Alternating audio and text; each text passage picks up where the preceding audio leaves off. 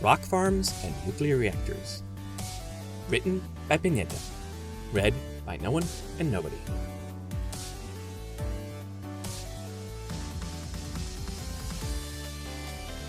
Chapter 2, which describes the refueling of a nuclear reactor.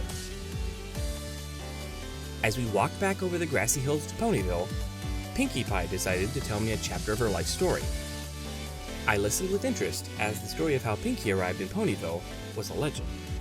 Like all legends, there were an infinite number of variants, and while the version recalled by Pinkie Pie was not necessarily reliable, it was still a valuable testimony from a primary source. So after I got my cutie mark and knew my destiny was to throw lots of parties and make every pony smile, I hit a problem.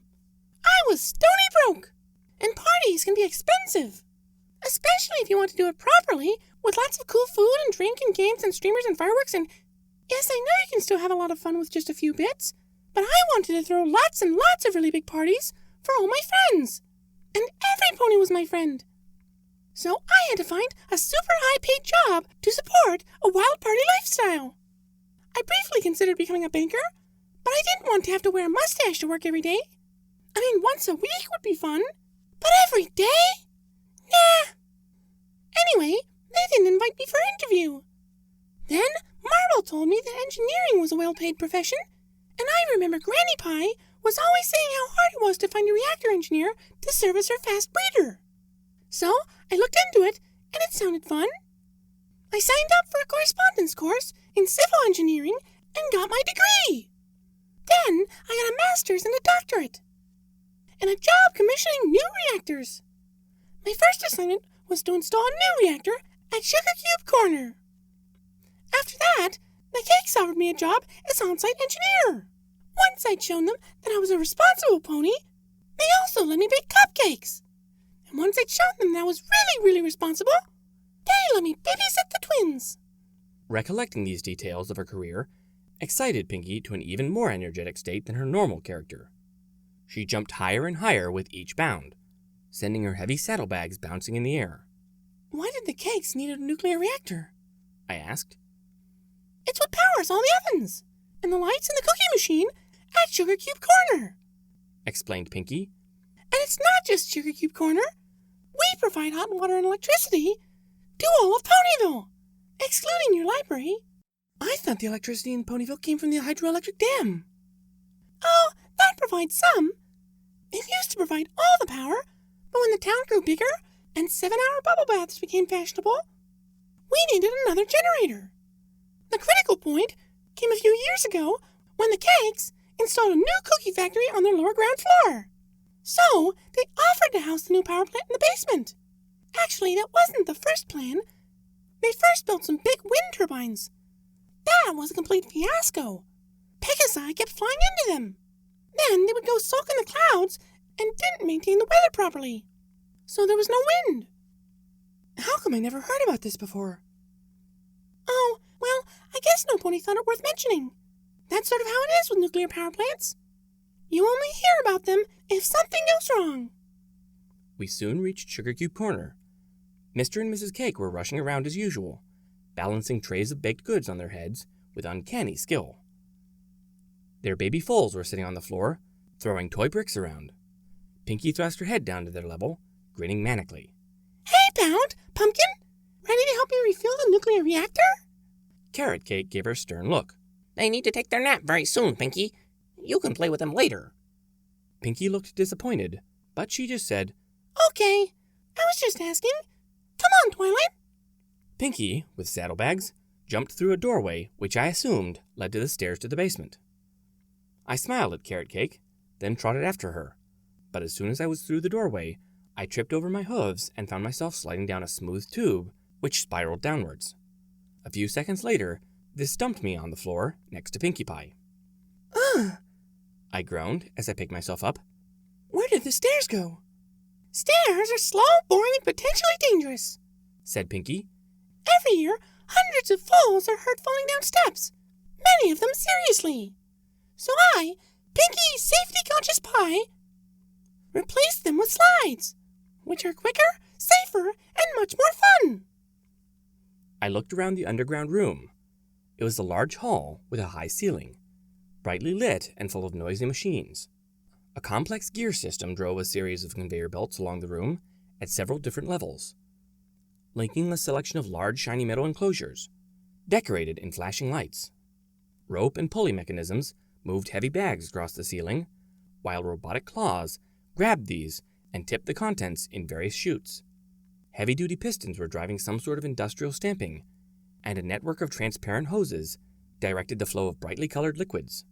I stared at this complex monster, trying to make sense of all the moving parts. Is this a nuclear reactor? I asked. Nope, replied Pinkie. this is the cookie factory floor. She reached a hoof into a metal container and withdrew a piece of chocolate chip-filled gingerbread, which she thrust into my mouth. The reactor is 1 floor down. She dived through another doorway. I followed, more cautiously than before, and slid down another spiral slide. This deposited us in a very small room, with walls lined with pegs supporting white coats. Put on a lab coat, said Pinkie, tossing me a white garment. Why do we need to wear these? I asked. For fun, She exclaimed. and it'll keep the dust off your coat. What's this room? I asked, after pulling the coat over my hooves. Where's the reactor? This is an airlock. Pinkie pulled a lever on the wall, which caused a door to swing shut across the slide outlet. There was a short hissing sound, then another door on the opposite side of the room swung open. We walked through this into a dark room. I could see a large number of electronic indicator lights lit up in the darkness. Hang on, Said Pinkie. let me find the light switch. She walked into the darkness, and a moment later the lights flickered on, illuminating a small room packed full of equipment. Control panels were mounted against the walls, covered with arrays of buttons, knobs, switches, and indicator lights. Above these were panels of pressure gauges, dials, and other meters. I could only guess the function of most of these, but after staring at the wall panels, I found my brain automatically trying to make sense of it, with partial success.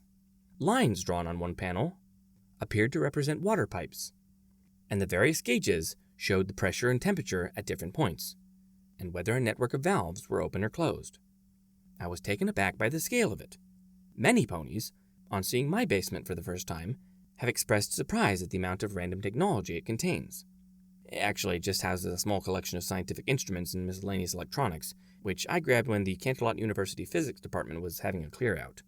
More than most Ponyville residents, it's true, but nothing remarkable. In contrast, Pinkie's basement had this vast array of the latest sensor and control technology. Wow, I said. can you talk me through how all this works? Sure, Said Pinkie. come and look outside. She bounded through another door on the side of the control room. This led out onto a balcony, overlooking a large cavern with smooth metal walls. I could make out a large number of pipes leading down to a large open tank of water, containing a cylinder with a domed cover, glowing with an eerie blue light, not unlike the colored aura of unicorn magic. That's the reactor core. Said Pinkie proudly. It's in the water tank to keep it cool and to shield us from radiation. It's a pity it's so radioactive. Otherwise, it will make a great plunge pool. It glows with that cool blue light. Sharenhof radiation, I said. It's producing energetic particles which move through the water faster than the light, making it glow, a bit like a sonic boom. Oh, so that's what it is, Said Pinkie. You don't understand it? I asked. I thought you were a nuclear expert. I'm an engineer, Twilight, not a scientist. I don't have to understand it, at least not 100%. I just have to make it work. So, how do you make it work? We pack the uranium fuel in rods in the middle. The U-235 atoms spit out fast neutrons. They would just whiz away, but they're surrounded by water, which is a neutron moderator. It slows them down. Chocolate milk would work just as well as water, and it tastes better, but that would be a waste of chocolate milk. The slow neutrons then hit other uranium atoms in other rods and start a chain reaction, which makes it really, really hot. Once it gets going, we control it by pushing the control rods into the core. They're made of a neutron sponge, which sucks up the neutrons, so it stops the reaction. We stop it completely by pushing the rods all the way in. It's like that now, as we shut it down for the summer. What stops it getting too hot? I asked. Pinkie pointed to a network of pipes connected to the reactor. Cold water goes in, round and round the core, and comes out super hot. It would be boiling, except it's at super high pressure. The hot water then heats more water, making steam, which whooshes through a turbine, making electricity. And then we cool it with cold water from the river, which then goes all around Ponyville to heat every pony's home, and then back in the river. So, you have a series of cooling water circuits to transfer the heat out of the core, I said. Yeah? Said Pinkie. Lots of pipes of hot water and steam all over the place. I made a few modifications to make extra use of it. Modifications? Yes, I added extra hot water and steam delivery pipes to the spa, since they need so much of it, and a milk steaming nozzle in the control room, so we can make some frothy coffee and hot chocolate. Pinkie procured a tin opener from a drawer under the control panel, which was labeled Snacks. She then took the yellow and black tin cans out of her saddlebag and proceeded to remove the lids by lying down on the floor, gripping each can with her rear legs, holding the can opener between her forehooves, and twisting the handle with her teeth. She said through her teeth. Why, they make these things so difficult to open? Eventually, she had removed the lids from the tins. Each one was lined with a thick layer of lead on the inside, surrounding ceramic pellets. She then got to her hooves and tipped the contents of the tins into a plastic scoop on top of a machine at the end of the control panel. She then pulled a lever. The machine proceeded to make a rattling sound, and a few indicator lights flashed. That's the fuel rod packing machine, said Pinkie. It stacks the pellets into fuel rods. A moment later, the machine ejected a set of long, thin black metal rods into a basket on the floor. And what's all this other equipment? I asked, surveying a selection of high-tech boxes lined up along the counter. That's a radiation dosimeter, so we can check if anything gets contaminated with radioactive material. And that's the readout for the neutron monitors and temperature sensors. And this one? That's the coffee machine. Now, said Pinkie, standing with her forehooves on the control panel, grinning at the array of indicator lights and gauges. We need to exchange the fuel. I think it's this button. She pushed a rectangular panel with a hoof. There was a noise outside the cabin. I walked back into the balcony and looked down to the reactor and saw an elaborate piece of mechanical engineering swing into action. Like something made by the Flim Flam brothers, a set of robotic limbs, fitted with mechanical claws, moved out of the walls. Each claw picked up a wrench from a toolbox, then plunged into the pool and set about removing a set of bolts in a ring around the reactor vessel. Once this was complete, the domed cover was removed, allowing us to look inside the underwater reactor core and see a glowing array of cylindrical rods. Pinkie pressed another button, and the two robotic arms then reached into the core and pulled out the spent fuel rods, while another two brushed past me through the door into the cabin and picked the newly assembled rods from the basket. These were carried down to the reactor and pushed into the vacant slots, while the glowing removed fuel was moved to one side, still underwater. This task completed, the robot set about closing up the vessel and tightening all the bolts. Pinkie walked out onto the balcony beside me. We'll leave a few old rods in there, so there's enough kick to get it started, she said. What do you do with the spent fuel? I asked. It must be highly radioactive. It is, agreed Pinkie. Very. Packed full of dangerously unstable transuranic elements.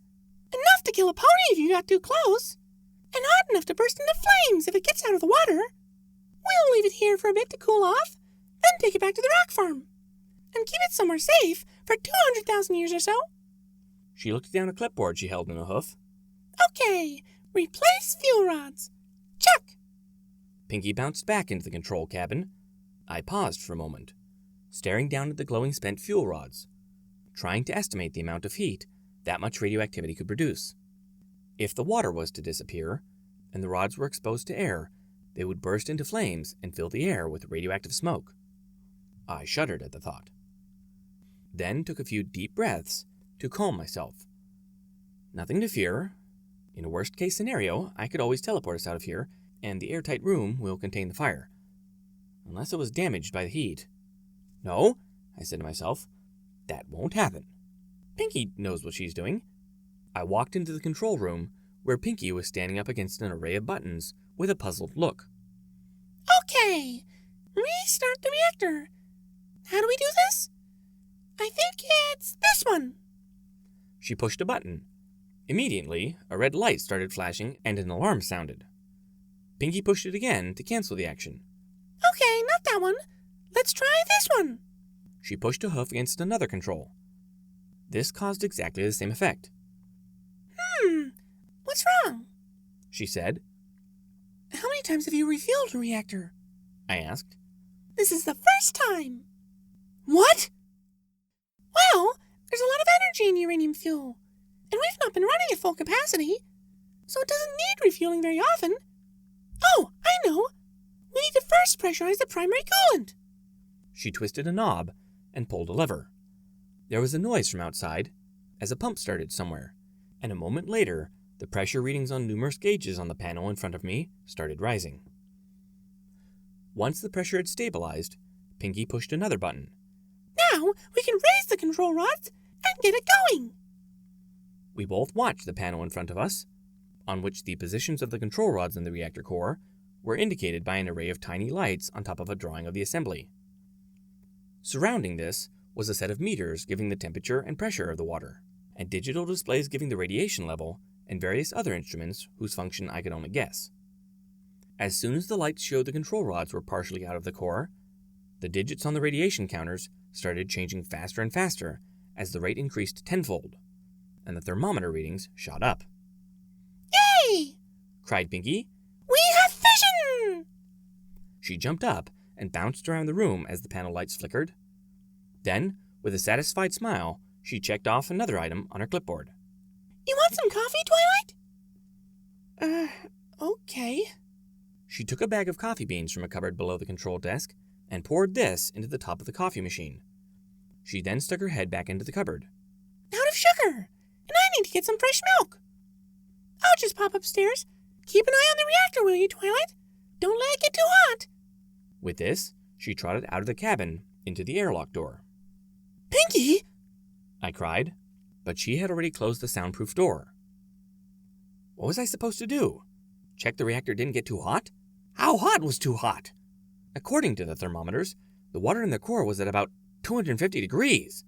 That seemed pretty hot to me. And if it did get too hot, what was I supposed to do?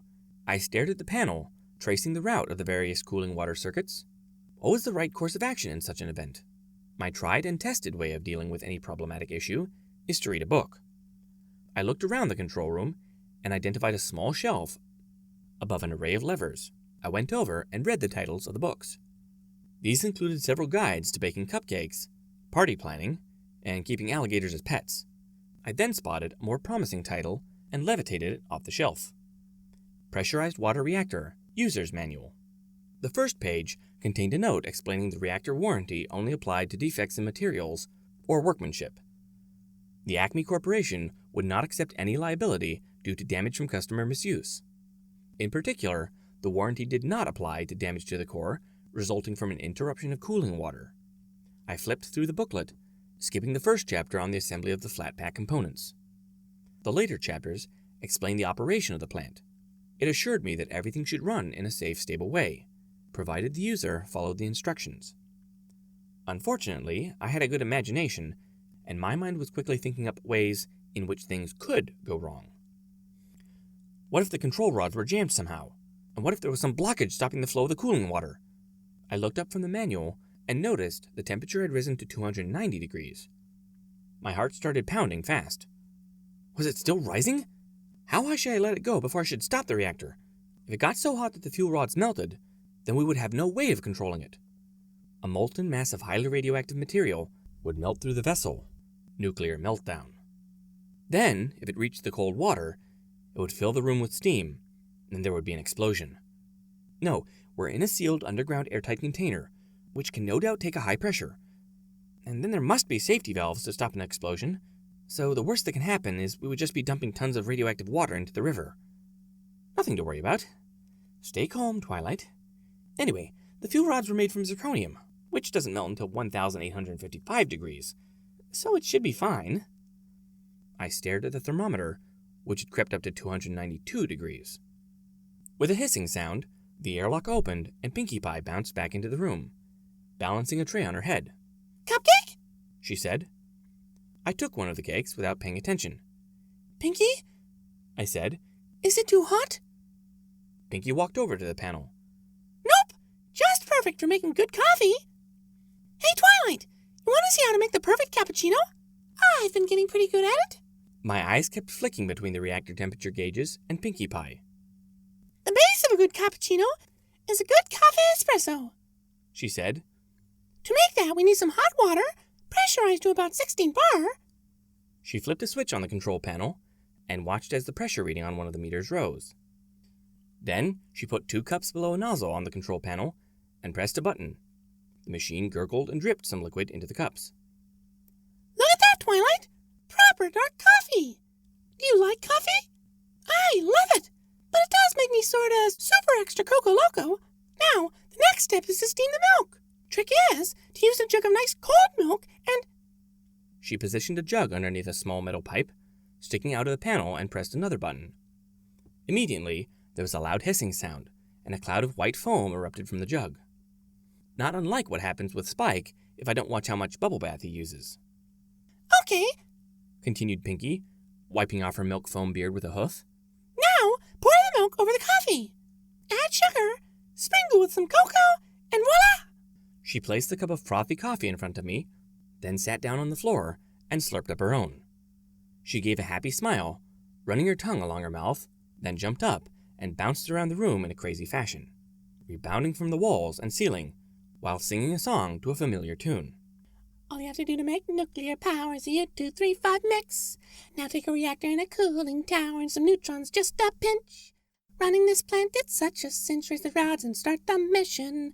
Lift a little more, don't overheat the core, and you'll have some nuclear fission. Fission, safe, clean, and easy fission. Don't feel uneasy fission. Fission, fission, fission! She had been right about the coffee. My eyes switched between the control panel and Pinkie Pie.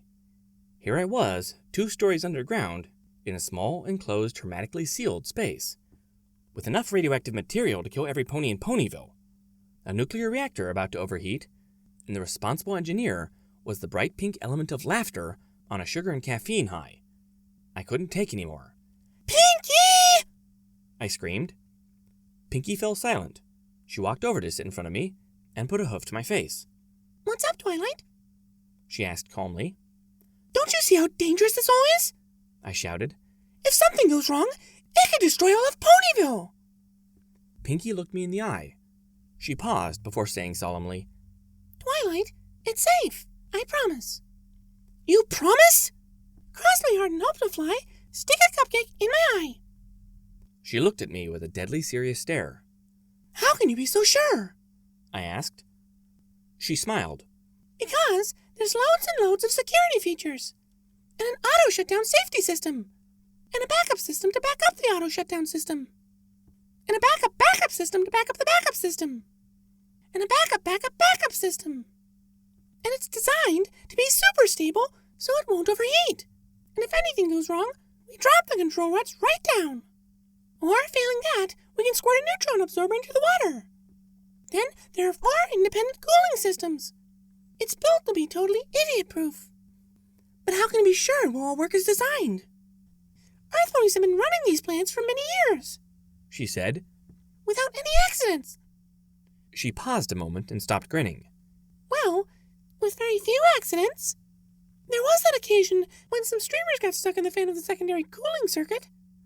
But no pony was hurt, and there was hardly any release of radioactive gas. And there was that case in Philadelphia when that colt blocked that safety valve with bubblegum, and that one unfortunate incident in Vancouver. But that was a stupid reactor design. Rock candy doesn't make a good neutron moderator, but relatively speaking, it's totally ultra super mega safe. But there's still a risk. I said. There's always a small risk, Said Pinkie.